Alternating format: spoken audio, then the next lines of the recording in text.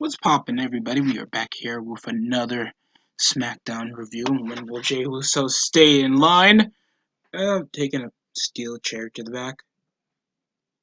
Probably how I would go about it. But other than that, we had our December 4th Smackdown review. We have, of course, the main event: Roman Reigns and Jey Uso face off against Otis and Kevin Owens. This has been a constant feud since Jey Uso been attacking Daniel Bryan, attacking Otis, attacking Kevin Owens, staying in line and showing some disrespect to Jay and Roman Reigns over the last 2 to 3 weeks. And it came into colliding into a tag team match with Kevin Owens seeming to be like having a pay-per-view match with Roman Reigns at the TLC pay-per-view. Yeah, that's practically how we open up this pretty much an overarching story until probably they're going to package Rollins to be babyface again or some crap like that. Not that much. We had a pretty good memorial. I love the My Way song they had for Pat Patterson, the first IC champion that they bring up that he won the title at a tournament at a vague location that we never knew who he beat for the IC title, but it's it was a great, respectable memorial. It was great to see such a nice vignette, and it's tough to hear. Well, probably many of the stars that worked with him for most of his life, and especially Vince McMahon, that Pat Patterson has passed away. So, yeah, that's a tough thing to see, and the rest of the show was still better than Raw. So that's a bonus out of what we got. Negative, Pat Patterson's passed away.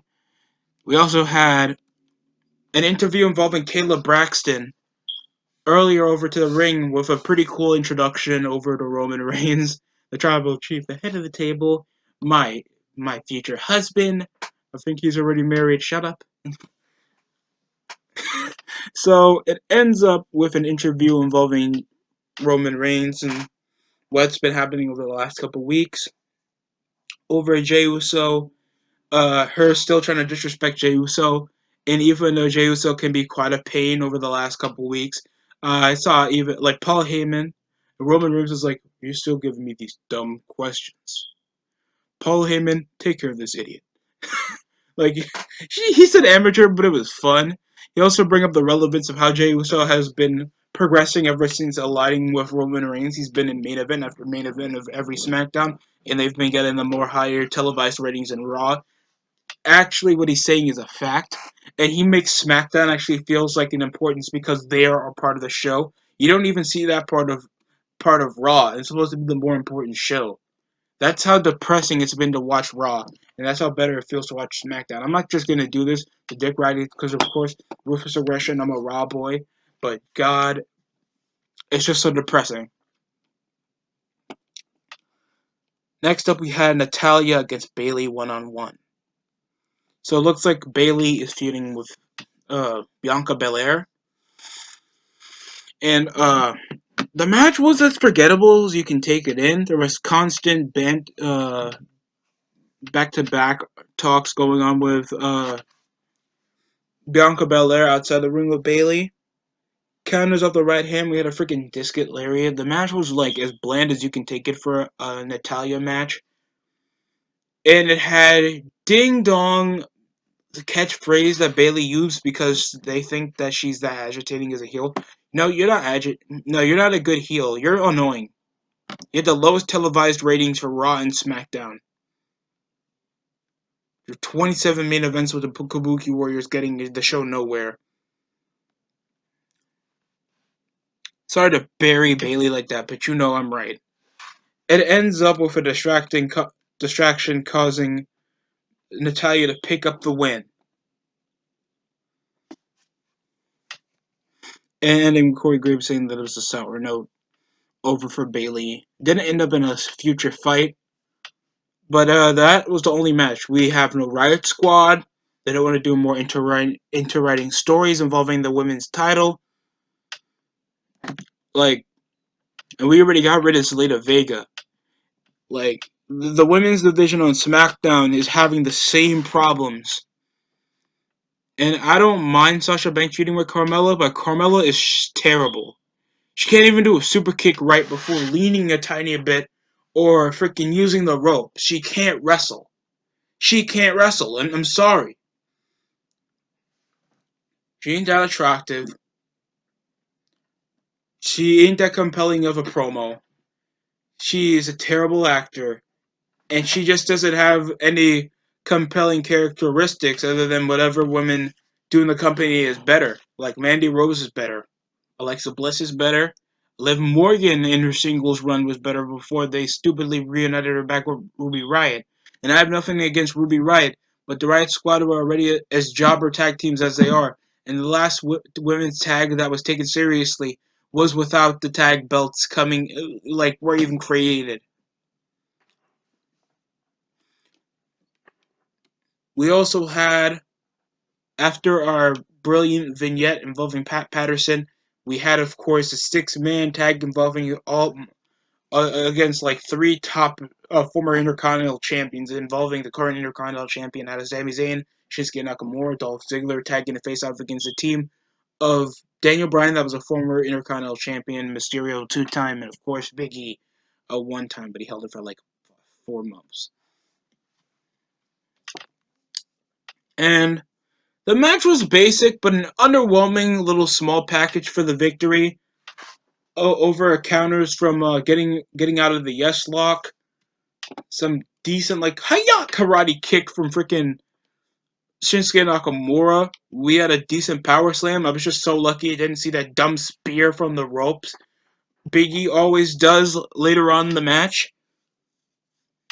And after the victory, and everybody the heels looking like they got cheapened out of the victory, they sparked up a bit more of a fight, and everybody started trying to pounce on each other until Dolph Ziggler just left the two Sami Zayn and Nakamura high and dry. And then after he got left alone, we got a 619. I think it was a big ending, and of course, I think it ended with a running knee or something. But yeah, that's technically it. We have the yes, yes, yes. It it was a nice thing to see, a little tribute for Pat Patterson. Still, I hate this year so damn much. We had a War of Words, or just a reason to have these chicks on television without giving them a match.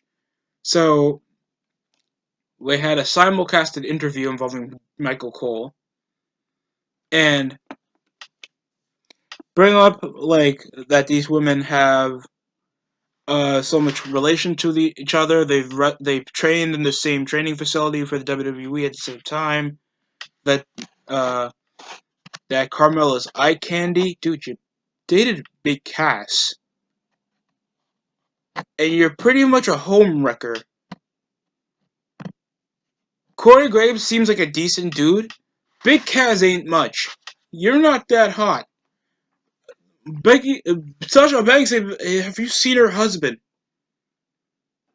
He's as beta as Chad Gable fusion danced with James Ellsworth after he DM'd a 16-year-old and sent her nudes. And at least they're bringing up some little casualtation because, of course, these women were on NXT at the same time. Former women's champion. I like how Sasha made herself still feel like more important. But give her like security guards or something. Like put her with something. Like, you don't have a leader's name, like something like a boss that was supposed to be responsible for somebody. You never give her like a faction. Like, she was part of Team Bad, but she was the essential rookie of it all. She wasn't like the leader of Team Bad or something like that. That is my opinion. The interview looked like they were trying to sound as young as they really are, and calling her a Nicki Minaj ripoff. Even I'm not gonna act like a pervert. All because her hair is different most of the time. Like, her hair is purple. Sometimes her hair is red. Now her hair is blue. Even though Carmella's hair used to be brown, then it used to be red, then she had it blonde. like the inconsistencies here are really dumb. Carmella's acting looked super awkward. The promo was basic, but I'm not that enticed to see the pay-per-view match. I really don't care about Carmella. I'm not trying to put Carmella down, and Sasha tried her best to make it work, but I'm just not compelled to watch the pay-per-view match. Next up, we had, of course, Buddy Murphy facing out. I'm sorry, I'm calling him Buddy. Facing off against King Corbin. And King Corbin said that he will come well prepared in his rematch with Murphy the next Smackdown after he lost because the Mysterios were being too helpful with him inside the ring.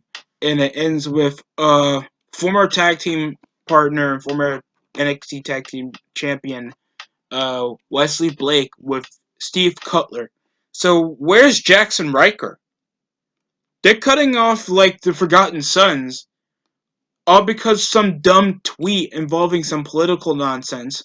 That wasn't even that offensive in the beginning with because it offended Biggie Langston one time. So now the Forgotten Sons were out of TV. And they kind of needed them because they already had a stale tag team division. And now they really do because Jimmy Uso's hurt. Apollo Crews is barely anywhere. And Gable is a jobber. King Corbin is just having a feud because I don't know what's the selling point of him. I really don't. I want to be like, oh, he's anti-smart. He looks like a slob. He looks like a guy that knows the type of genre of the game that you want from GameStop, and all he had to see was the cover. He looks like a 40-year-old barista. The guy looks like a store manager for retail while he's still fighting cancer. The dude does not look good. Sure, he has a decent move set. He's like the Miz promo you can ever get. Like you put him on TNA, it's the same thing. So he brings the two Forgotten Sons dudes with him to his corner to assist with Dominic and Rey Mysterio, and they attack later. And even when there's times when Corbin would try to get the upper hand, Murphy would always try to reverse. There would be bicycle knees when he tries to do that outside running thing. It's as obvious as when Ambrose does a rebound clothesline that he doesn't do that often that he does on AEW, but that's besides the point. There was a cool Hurricane Rana, an average counter to a deep six, and as soon as the hooded assailants came and attacked the Mysterio and Dominic, Murphy would point their attention until they made him follow them to the ring where Corbin would set up an end of days. So it's 1-for-1. What would be the point of Corbin feuding with Murphy now? Other than just getting him something to do because he bitches that like people are more relevant than him. I really don't get it. That was literally the reason why he was feuding with Roman Reigns. Corbin sucks. He really sucks. I'm sick and tired of seeing this dude on television. It would be nice if you at least try to at least let him adapt one character, and he still calls himself King Corbin. Like King Booker, at least King Booker was over. He had that until like spring '06 to like at least like near the end of like near middle of '07. Then he went off to TNA and he didn't need the King Booker gimmick anymore. Just acted like regular insane Booker T. And Corbin, we don't even know that much insightful about his character. He can't look serious, he can't look comedic, he can't look cool, and he can't act. He can barely do promos, and his matches come from average to decent. I don't care about King Corbin. Frickin' jobber. And I was 50-50 booking with like the former disciple of Seth Rollins.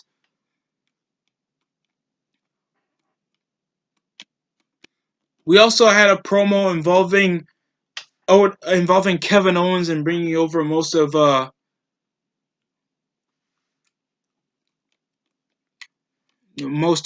history he had with Roman Reigns. We had like that's probably coming from thinking of that feeling like how he wants him to feel. If Paul Heyman's making him do this or something, because this isn't the Roman Reigns that was part of the boys before. Now he's in the locker room being like how selfish he is, and Kevin Owens feeling like I'm redeeming myself from all the stuff I did because I was a dick back then, and trying to come off of saying an asshole, even though Brock Lesnar can say shit. Oh, okay, that's Brock Lesnar. He can do whatever he wants. But anybody else that says that, they'll either get fined or they get, oh, watch your fucking mouth.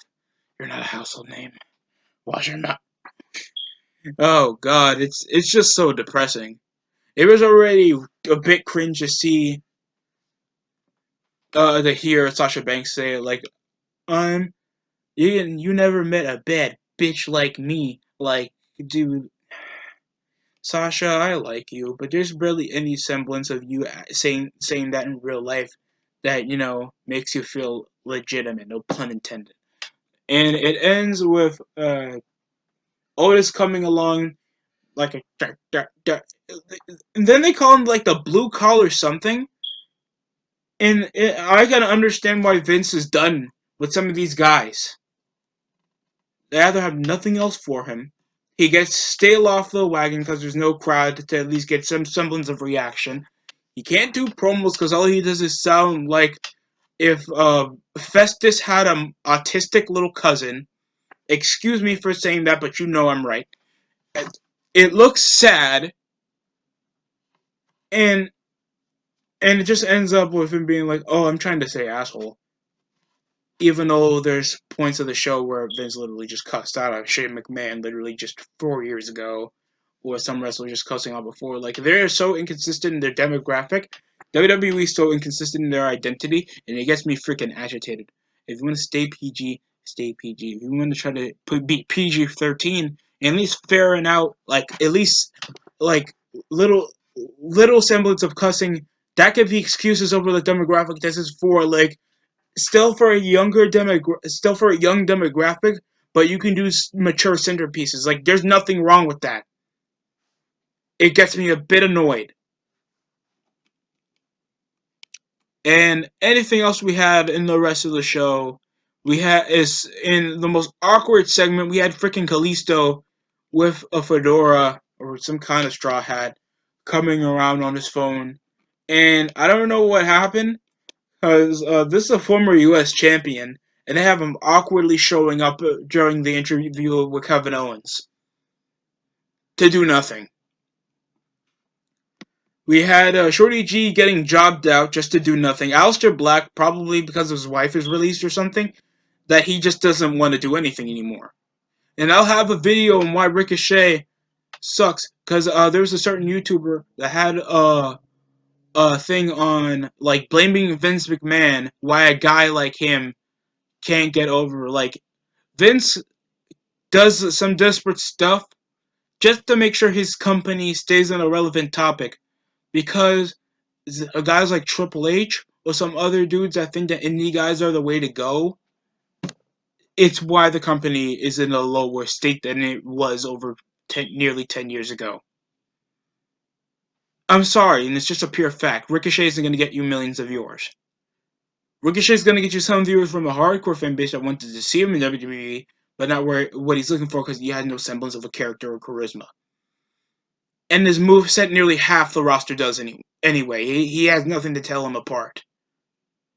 And if he can't do it, he can let himself like go back to Japan or AEW where they actually excuse that stuff. And even the flippy guys that they have, like 2HQ, the Lucha Brothers, the guys like that can do high flying motifs like that, they're not even getting over anyway. AEW knows that, and that's why they got Sting.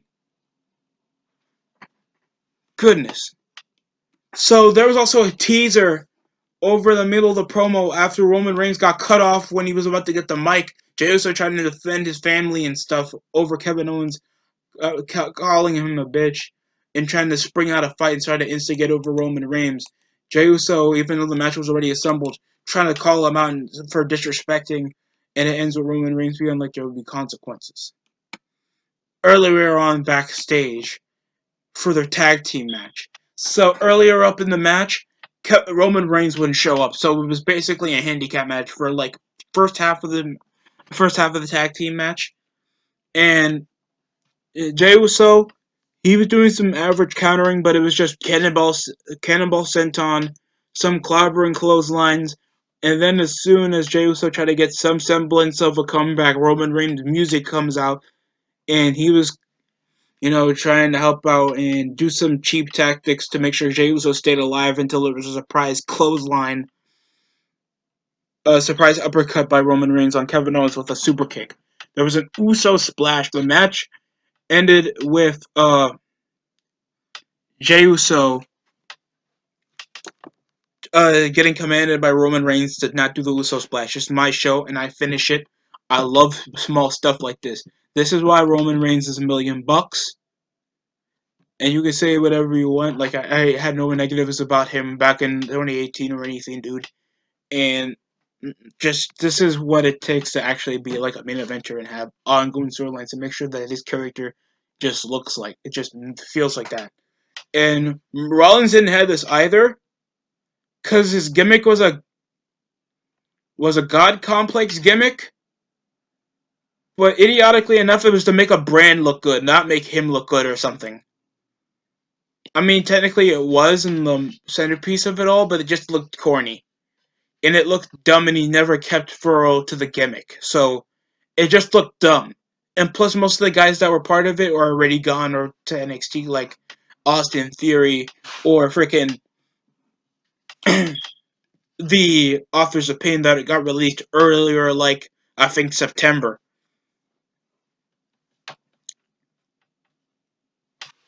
So it ends off DQ. No, I'm kidding. Surprise stunner by Kevin Owens to pick up the victory. Roman Reigns comes with steel chairs at hand with Jey Uso until Jey Uso got some of the steel chair, feeling like you tear him apart, and now he has the attention. Now he has his attention, and now you're going to get what's coming to you. I like that stuff. And I don't know what's going to happen over with Jey Uso. Probably that was a punishment for speaking out of turn, but they could have just handled that earlier up in the show, and now it just looks like Roman Reigns is just with Paul Heyman again.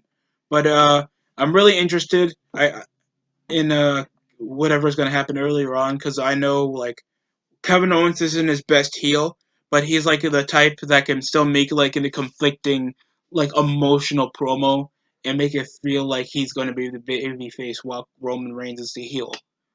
So I can at least like bear up for that. Other than that, like SmackDown has the weakest card coming into TLC, in my opinion. I don't know what they're gonna have for Sami Zayn. There's not that much going over to the mid card other than some kind of dumb gimmick match that they're gonna have with Murphy and some like probably a chair match involving Murphy and Corbin or something, or 6-man tag. And Sasha Banks versus Carmella, that I just hate Carmella. Other than that, SmackDown gets like a 7. Pretty alright show. Entertaining with some semblance of drama, but dude, this show needs to stop being carried by Roman Reigns. The 6-man tag was fine, but I felt like there could have been a bit more. There was also a segment involving the Street Profits that was a bit trash, because the Street Profits are just there to hype up most of the show, then hype up themselves, because there's not that much of a subjugated character, other than these are two weirdo black dudes that Montez Ford sings, and Angelo Dawkins just says, "Fam, did you see what happened over there, man? Oh, I ain't like Roman Reigns, bro. Like, stop. What the fuck are your characters?" They come up with their dumb rip-off Crime Time New Day hybrid BS with a lack of charisma. These guys have athletic gifts, and they seem to be really decent guys. And I like Bianca Belair, but Bianca Belair is more defiant than the Street Profits have, and they have the Raw Tag Team and the SmackDown Tag Team titles in just under a year. And there's no semblance of a character with it. And they're trying to bring up the chase, like Ziggler and Robert Roode beat him in a tag match just last week, so they're probably going to be the top contenders. And Cesaro and Nakamura still own the tag division. The two guys chasing them are mismatched tag teams of singles wrestlers. What establishment this is for your tag division? It's a bit off. It kind of pisses me off. Other than that, the show wasn't that bad. Better than Raw. It wasn't as better as Dynamite. I don't think you're going to top that. But We'll see. Probably we'll see an Impact review for the since I think since January. I did a pay-per-view review for Hard to Kill. So hopefully we're back on that because Hard to Kill was like early January of 2020 when Tessa Blanchard won the Impact Wrestling title, and now it's on a mid-card jobber like Rich Swann. So getting Kenny Omega is pretty much well needed. So I think I'll check out Impact next week. Other than that, that's it from the DST show. Thanks for watching.